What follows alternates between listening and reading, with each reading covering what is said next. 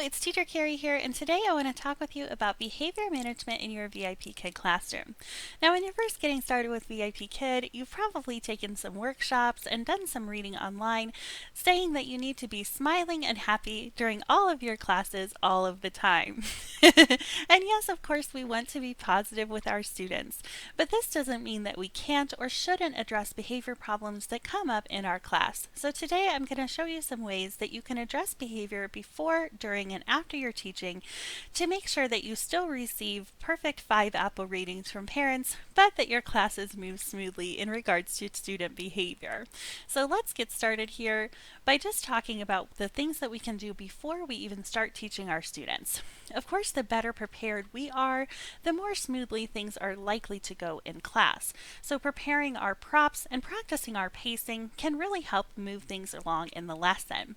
With students, always you'll find that the more engaged they are in the lesson, the less opportunities they have to misbehave in class. So if you have props that are really engaging and your pacing is moving quickly enough to keep their attention, you likely won't notice any behavior problems with your students. But occasionally you'll get a kiddo who doesn't want to be on camera, doesn't want to be in class today, is engaged in something else during the lesson, and then you might be stuck wondering, what can I do if I'm just supposed to smile and be happy the whole time? So during your teaching, if you are noticing some behavior problems, it is absolutely 100% okay to address those problems in your classroom. Remember, you are the adult in the situation, and often these students have much stricter behavior requirements than children in American classrooms do when they're in school. So this is not an unfamiliar concept to them. They know that they should sit up in front of their camera and be focused during the lesson. Now, of course, with young students, we often rely on the parents to help support their behavior during class, and in those situations, I always let mom or dad take the lead on how they would like to address student behavior. But for me, if I get a student who just is really unfocused and not really participating well in the lesson, of course I'm going to keep smiling at my student. I'm not angry at them. I understand how difficult it can be to sit on the computer and focus in a different language if you're maybe 5 or 6 years old. Something that helps a lot in my classes is just to wait. You might hear some advice online about Dora-ing a lesson or pretending you're Dora the Explorer, where you ask a question, you wait, the student doesn't answer, and you just go ahead and answer that question. And yes, sometimes this is an appropriate technique to use with our students, particularly those who are very young and beginning English learners, because they haven't learned yet how to answer a question. But waiting is also a great skill in managing student behavior. If you just stop teaching, your student is going to want to know why. So often if a student is misbehaving in class and I don't think they have the language level necessary to understand what I want them to do if I were to tell them in a sentence, I might just wait. And of course I can use some simple techniques like turning off the mouse in the classroom or showing an interesting prop to try to get their focus and attention back on me and the lesson.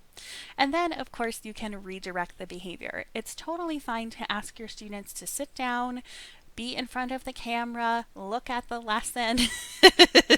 And of course you want to use some TPR if you need to with your students. So I might just say, look, or look here, and circle something on the screen. I'm just trying to draw them back in. And if I need to, I'll say, sit down, don't touch that, we don't eat paper. Whatever it is that the student is doing in class that I'm not particularly fond of at the moment, it's okay to redirect them. You want to do it in a positive way if you can, and of course try to smile throughout your class. I wouldn't yell at a student. I wouldn't point my finger and act angry at them. But occasionally I do have to tell a student, I'm sad today. You are not learning. And that's okay. My students and I care about each other. We have a strong relationship, particularly the students that I've had for over 200 lessons. They don't want to make Teacher Carrie sad. So if I tell them I'm sad because they're not learning today, often that will change their behavior. And of course, when they come back and are focused on the lesson and they're doing what I want them to do, we're going to offer lots and lots of positive praise, a lot of high fives and stars and whatever the reward system is that you're using for that class for that day. And of course, as part of your preparation before class, you want to try to find a reward that you think your student is actually going to enjoy. I wouldn't use a princess reward with a 15-year-old boy. Unless he specifically asks for it, and that's fine too. But so try to plan your rewards around something that you think is going to engage the student and use it often, often, often throughout class so that you can keep that engagement up and going in your classroom. And then after teaching, of course, we want to use our sandwich method of talking to the parents not only about the student's academic performance and language performance, but as also about their behavior in class. So we want to talk about their positive behavior. They were focused and engaged throughout the lesson for the most part. Maybe slide in a little negative, but it would be great if they could sit on camera where I can see them the whole time. Or please don't allow your student to bring toys or their phone to class. I thought maybe Johnny was looking at another computer and playing games during class today. This is where you're going to sandwich in some kind of comment that you want the parents to address with their student or just to be aware of when they watch the class feedback.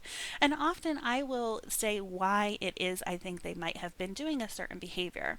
So if I have a student who is falling asleep in class, I might ask them to maybe choose a class time that's a little earlier, or if I have some older students who are working on their homework during class, I'll ask that those things be completed before our VIPKID lesson so that they're not worrying about it during our class. And then of course we want to round that out with something positive. And that could be academic or language based, or it could be about their behavior. Today they were much better behaved than they were last week, or they were more engaged in the lesson. So following that positive, negative, positive sandwich can really help you in your feedback. But it's okay to be specific in your feedback about how the student behaved in class and participated for you, because it does play into how well they're going to be learning those learning targets from the lesson. So if you need to ask a parent to sit in class with their student, that's fine too. And of course you can use the little note at the bottom of your feedback for the learning partner and just let them know some things that are going on. Often you'll have students who pretend they have technical problems where they're actually just exiting out of the classroom and coming back in, or maybe they're covering their camera or unplugging their headphones and pretending they can't hear you. Definitely let the learning partner know about that so that they can have the parent sit with the student in class, or so that they can encourage the parent to have a talk with their kiddo before they get class started. So this video I know is kind of some obvious things, but I think people, when they start working for VIPKid, they're very nervous about receiving negative parent feedback should they have to address student behavior in class, and they'd rather just kind of continue on with the lesson than really address the behavior in the moment. Now it's your classroom. You can do whatever you want as an independent contractor. You can just teach the lesson as if there's no student there if you wanted to. But for me, I try to address the behavior in class because my ultimate goal is that the student learns the learning targets from the lesson. And if they're engaged in some negative behavior that I don't like or that is unsafe, if I will say a caveat here, if a behavior is unsafe, contact the firemen immediately. I have had students bring lighters to class before. I've had students who are cutting their hair in class. I'm not putting up with any of that. No way. Call those firemen right away. And even if they don't come, then you'll have documented that you tried to address the issue. Okay, because you'll be able to see that in the replay of the class that you were contacting the firemen. So if you need to do that, definitely do. And then don't be surprised if you have parents who come in and are yelling at students.